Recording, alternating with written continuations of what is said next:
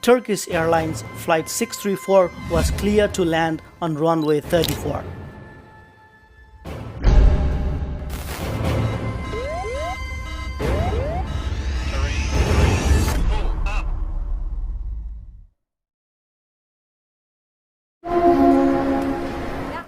January the 8th, 2003. Turkish Airlines Flight 634 was on its routine domestic flight from Istanbul to Diyarbakir with its aircraft Ebro RJ-100, manufactured by British Aerospace. 80 people were on board the flight. Among them were 3 cabin crew members and 2 pilots.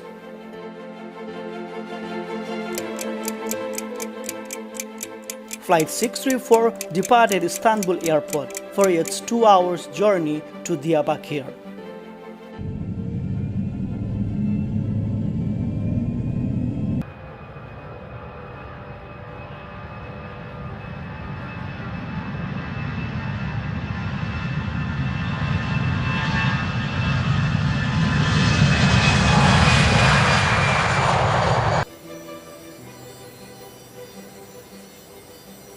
The flight was around 40 nautical miles from its destination.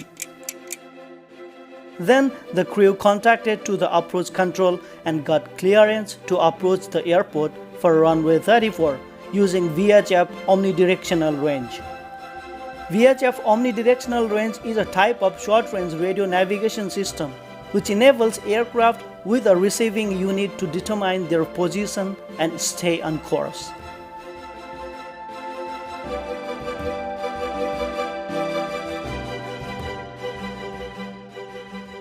After that, ATC instructed the crew to descend to 9,000 feet.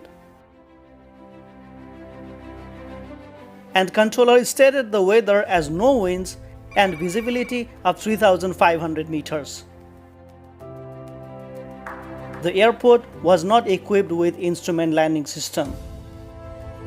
When the flight was 8 nautical miles far from the runway 34 and at an altitude of 5,000 feet, ATC instructed crew to continue approach and report when they will establish visual contact with the runway.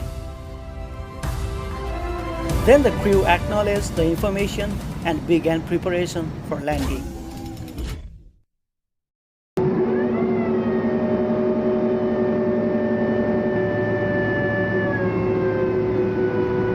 The minimum descent altitude for the Diyarbakir airport was 2,800 feet.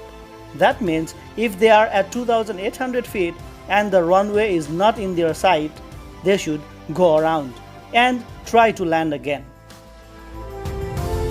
So they were at 2,800 feet, but both pilots could not see the runway because of thick fog in the area. But now the crew violated the standard procedures and decided to continue approach by descending to 1,800 feet, which is below the minimum descent altitude, and continued until they descend to 200 feet.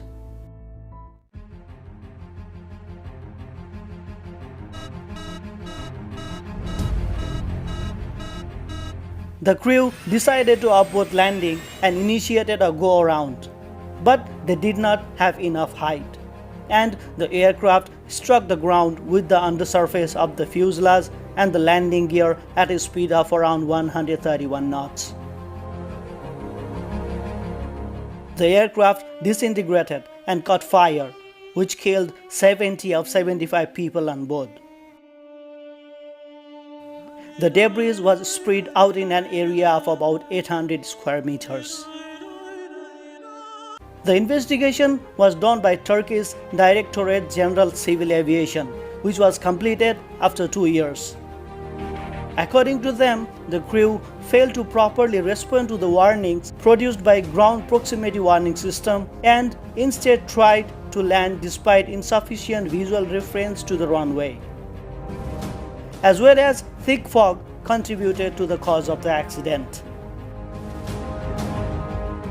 What is your opinion about the report? Please share your thoughts. I hope you will give a thumbs up and subscribe to our channel. I will see you in the next video. Thank you for watching.